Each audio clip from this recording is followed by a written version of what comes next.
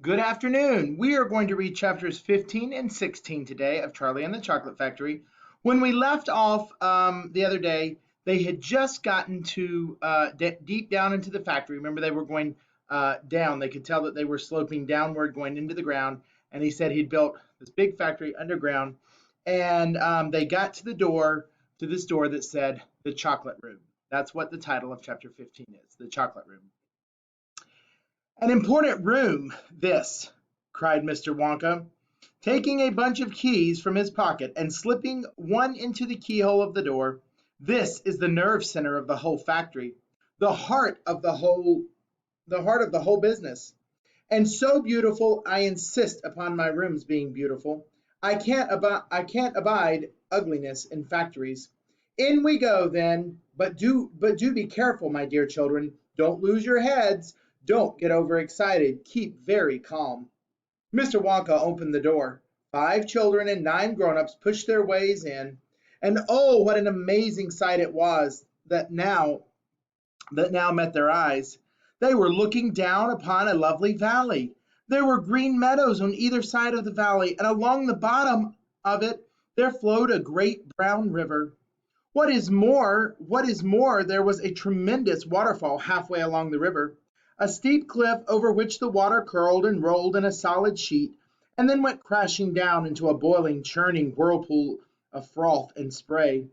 Below the waterfall, and this was the most astonishing sight of all, a whole mass of enormous glass pipes were dangling down into the river from somewhere high up in the ceiling. They really were enormous, those pipes. There must have been a dozen of them, at least, and they were sucking up the brownish, muddy water from the river and carrying it away to goodness knows where. And because they were made of glass, you could see the liquid flowing and bubbling along inside them, and above the noise of the waterfall, you could hear the never-ending sucking sound of the pipes as they did their work. Graceful trees and bushes were growing along the river banks, weeping willows and alders and tall clumps of rhododendrons with their pink and red mauve blossoms. In the meadows there were thousands of buttercups. There, cried Mr. Wonka, dancing up and down and pointing his gold-topped cane at the great brown river. It's all chocolate. Every drop of that river is hot, melted chocolate of the finest quality. The very finest quality. There's enough chocolate in there to fill every bathtub in the entire country, and all the swimming pools as well. Isn't it terrific? And just look at my pipes. They suck up the chocolate and carry it away to all the other rooms in the factory where it is needed. Thousands of gallons an hour, my dear children, thousands and thousands of gallons. The children and their parents were too flabbergasted to even speak. They were staggered. They were dumbfounded. They were bewildered and dazzled. They were completely bowled over by the hugeness of the whole thing. They simply stood and stared. The waterfall is most important, Mr. Wonka went on. It mixes the chocolate, it churns it up, it pounds it and beats it. It makes it light and frothy. No other factory in the world mixes its chocolate by waterfall. But it's the only way to do it properly. The only way. And do you like my trees? He cried, pointing with his stick. And my lovely bushes. Don't you think they look pretty? I told you I hated ugliness. And of course, they're all edible, all made of something different and delicious. And do you like my meadows? Do you like my grass and my buttercups? The grass you are standing on, my dear little ones, is made of a new kind of soft, minty sugar, and I've just invented that I've just invented. I call it Swudge. Try a blade. Please do. It's delectable. Automatically, everybody bent down and picked a blade of grass.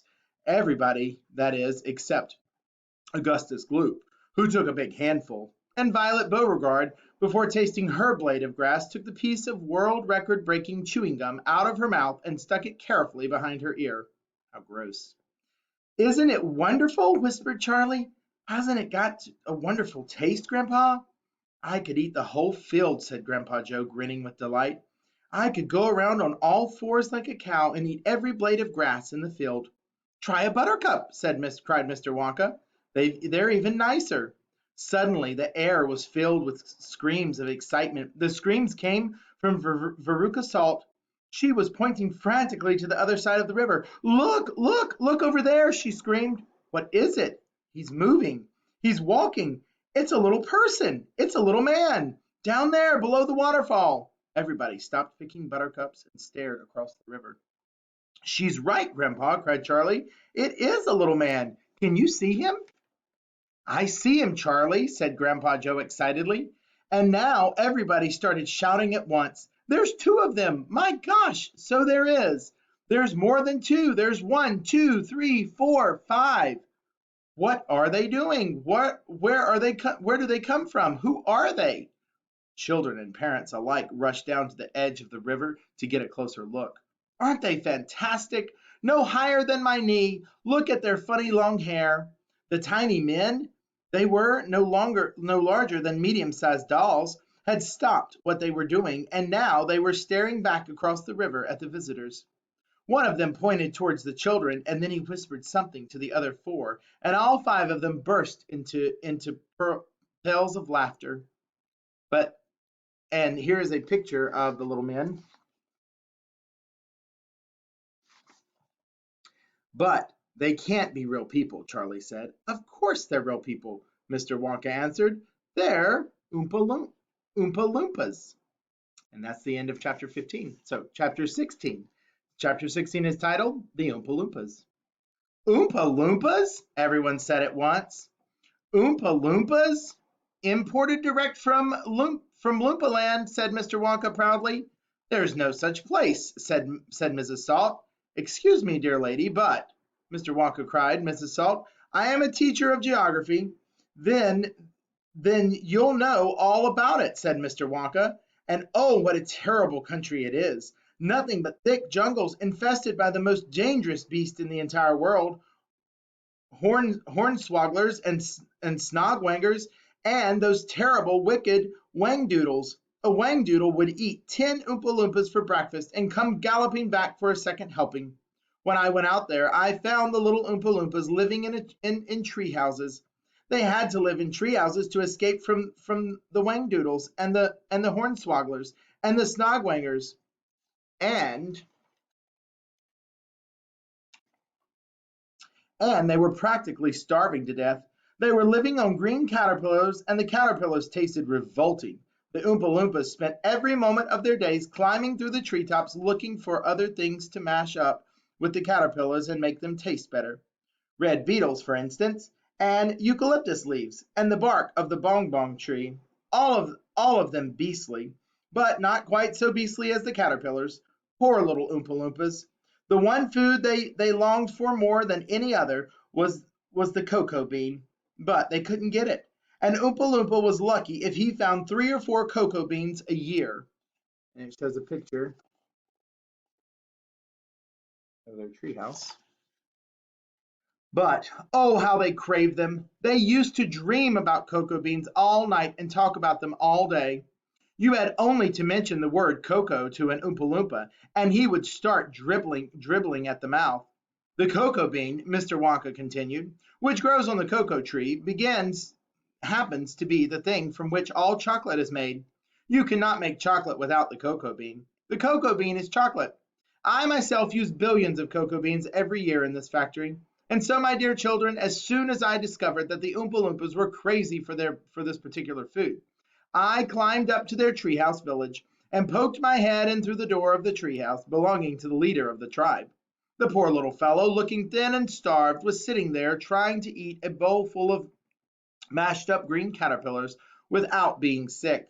Look here, I said, speaking not in English, of course, but in Oompa Loompish. Look here, if you and all your people will come back to my country and live in my factory, you can have all the cocoa beans you want. I've got mountains of them in my storehouses. You can have cocoa beans for every meal. You can gorge yourself silly on them. I'll even pay your wages in cocoa beans if you wish. You really mean it? Asked the Oompa Loompa leader, leaping up from his chair. Of course I mean it.